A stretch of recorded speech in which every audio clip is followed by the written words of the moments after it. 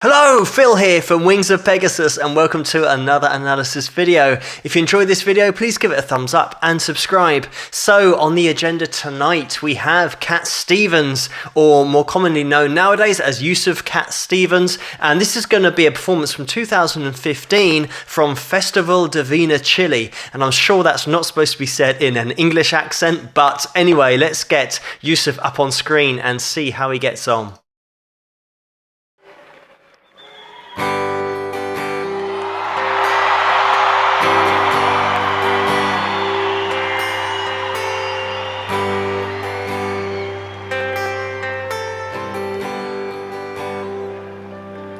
It's not time to make a change.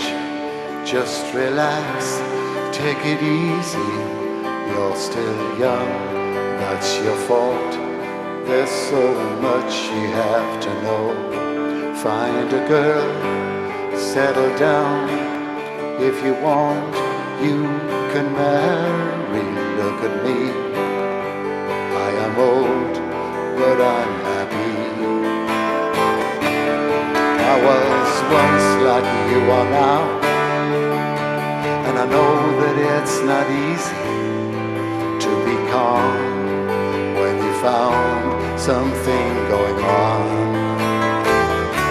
But take your time, think a lot, think of everything you've got. Think you will still be here tomorrow, but your dreams may not.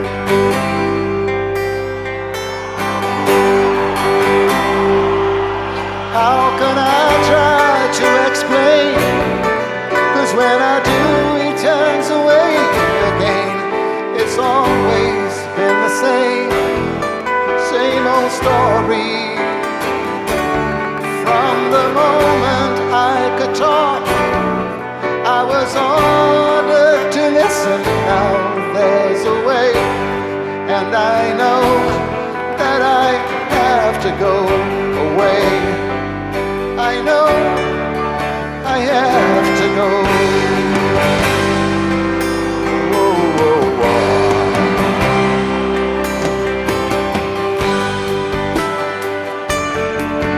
I'm just going to jump in here because this track, Father and Son, what a track it is, and what a number of tracks Yusuf actually wrote throughout his career, coming to prominence really in the late 60s, early 70s. But I love this arrangement as well because it's so laid back and there's so much space to breathe in the mix, and we're hearing everything super clean. And just to put things in perspective, this is just a few years ago, so Yusuf would have been probably around 67 years of age. Of course, he did have a long time off in his career, but I'll cover more about that later in the video. But getting into this track, so many artists have covered this track because even though it is, the best part of 50 years old, great tracks never get old. And I just want to mention something about Yusuf when he started playing, because he's just hitting a G chord and playing that sus4 fill in there as well. And he's just strummed it a couple of times and the crowd have erupted because they know what song it is. And how many songs could you say that about, where you just literally strum the first chord twice and you know what song it is, you know exactly what you're going to be singing throughout the next 3 or 4 minutes. It is so well put together. This is the great thing about all the top songs and all the hits that really do stand the test of time, is they're just musical masterpieces, and they've just been arranged in such a way that they are perfect for getting the message of the song across. Just a quick shout out to Alan Davies, who is just about to get into a solo here, because Alan met up with Yusuf quite early on in the 70s, and Yusuf had a long time away from music, but then when Yusuf did get back to music, Alan was there again. So Alan Davies, just one of those guys that absolutely stuck by Yusuf throughout his whole career and is still there now. Some of these singer-songwriters that I've featured on this channel have had their breaks later in life, maybe mid-20s, early 30s, whereas Yusuf got his first guitar when he was 15. 15, which is actually quite late in the grand scheme of things. But then by the time he was 18, he was out playing at coffee houses and pubs, and he did actually try and set up a band, but then he realised that he worked better alone, so he went down that singer-songwriter route. This is where Yusuf changed his name, or his stage name, to Cat Stevens. His original name was Stephen Dimitri Georgiou, and he said himself that he couldn't imagine people going into a record store and asking for that artist's name. It's a bit of a mouthful, so he then settled for Cat Stevens, and the reason he settled for that was because his girlfriend said that he had eyes like a cat, and he thought that everyone in England and the USA like animals, so cat is a good way to go. And at this time, Yusuf is still only 18, by the way. He met Mike Hurst, and Mike Hurst was an old record producer and manager as well. So Mike helped Yusuf to record a single and also get a record deal. And his first ever release was called I Love My Dog, and that got to number 28 in the UK charts. So it's pretty good for your first ever release. But then also the total track of the album, Matthew and Son, that got to number 2. So Yusuf really hit the ground running. And off the back of this success, Yusuf then started touring, and he toured with the likes of Jimi Hendrix and Engelbert Humperdinck as well. He really did tour with so many different types of artists, but he really did get a lot of exposure from that. But also, he got exposure from pirate radio at the time,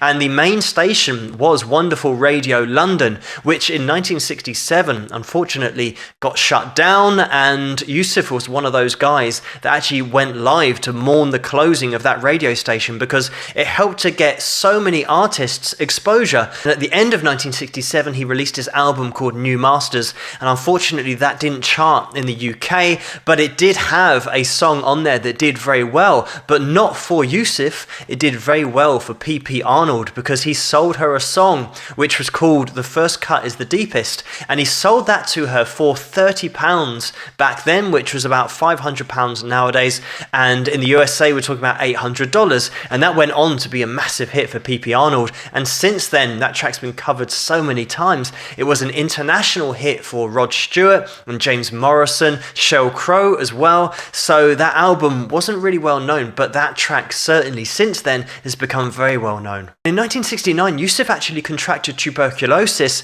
and was admitted to hospital, and he was near death, so it was really serious, so he spent a long time in hospital. Yusuf was convalescing for a year after that, and it really did change his view on life, being so close to death. So when he came out of hospital and after that recovery, his music, he now had different things to say.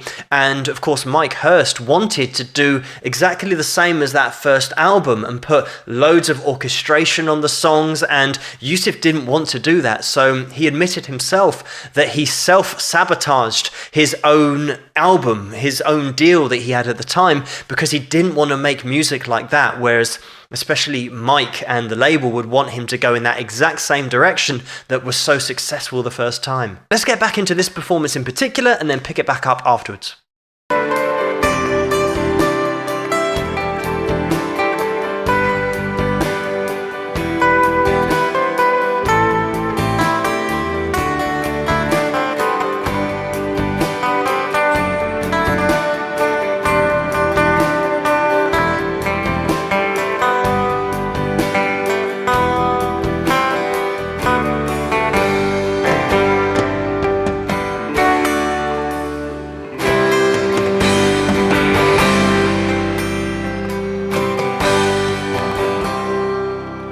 It's not time to make a change. Just sit down, take it slowly. You're still young, that's your fault. There's so much you have to go through. Find a girl, settle down. If you want, you can marry. Look at me, I am old, but I'm happy. All the times that I cried, keeping all the things I knew inside. It's hard, but it's harder to ignore it. If they were right, I'd agree, but it's them they know, not me. Now there's a way, and I know that I have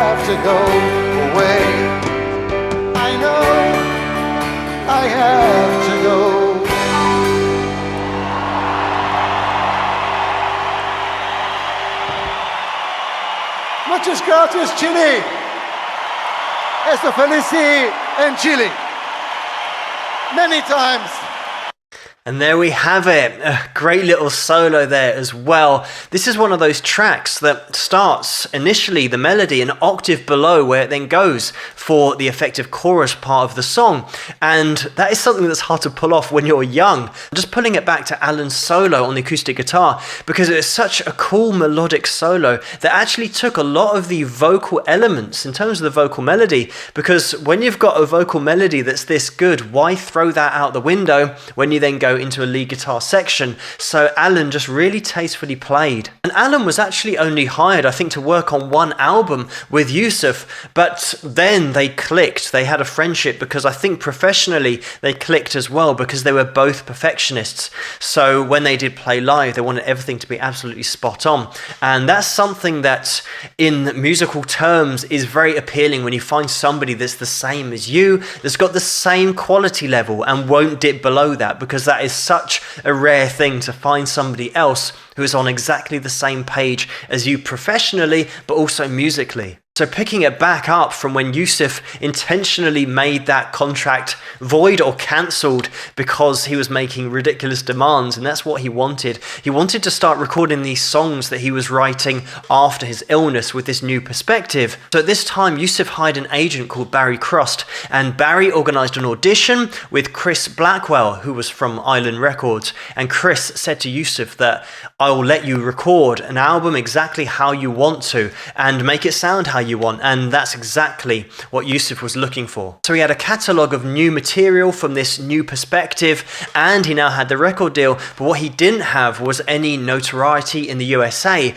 So what they did is they set up a distribution deal with North America to get his music into the States. It was at this point that Yusuf met Alan, and then Yusuf started working on Mona Bone Jack On. The track from this album called Lady Darbanville, that got to number 8 in the UK charts, but most importantly, over in the USA, it sold over 1 million copies because it was the first song really that got a lot of exposure over there in the USA and a lot of radio airplay. And then in late 1970, that's when the Tea for the Tillerman album was released, and that was the international breakthrough album that became a top 10 Billboard hit. That was the album that Father and Son was originally on, and at the time of 2001, the album had sold over 3 million copies just in the USA alone. And in 1971, Teaser and the Firecat was released, and that was another big hit as an album. Again, that went on to become multi-platinum, selling over 3 million copies. And then the 1972 album, Catch Bull at 4,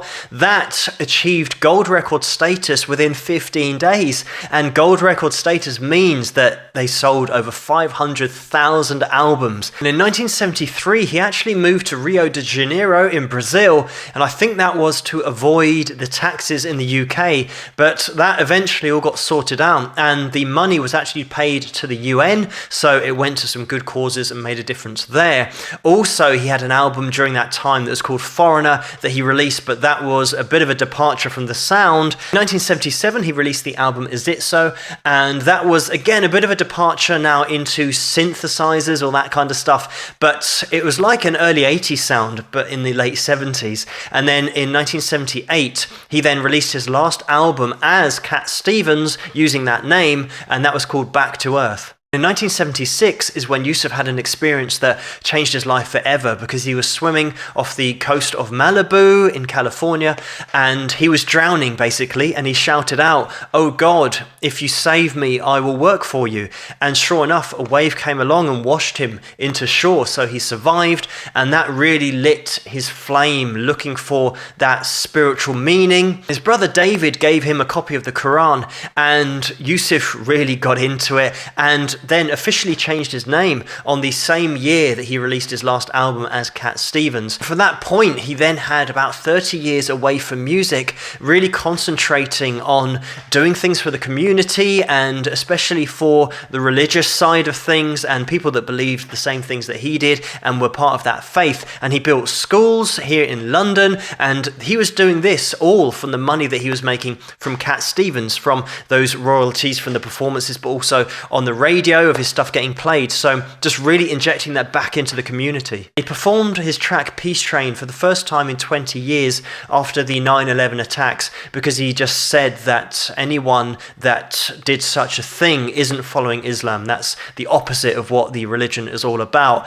But he also donated a percentage of his box set royalties to the families of those affected on that day. Bringing things up to date, his 15th studio album, The Laughing Apple, that was out in 2017, so he's right back at it. And in 2018 he signed another management deal, and a lot of his albums will be distributed through that deal. But Cat Stevens, Yusuf Islam, what a fantastic singer-songwriter, and another one of those guys that just absolutely wrote about things that were happening to him in his life at that time, and lyrics and melody that everyone can connect to, like all the top singers, songwriters and storytellers can. But thank you so much for suggesting this video for me to take a look at, and keep those suggestions coming in the comments below. Let me know what you guys think, and if you like this video, please give it a thumbs up and subscribe, and I'll see you guys at the next one. Rock!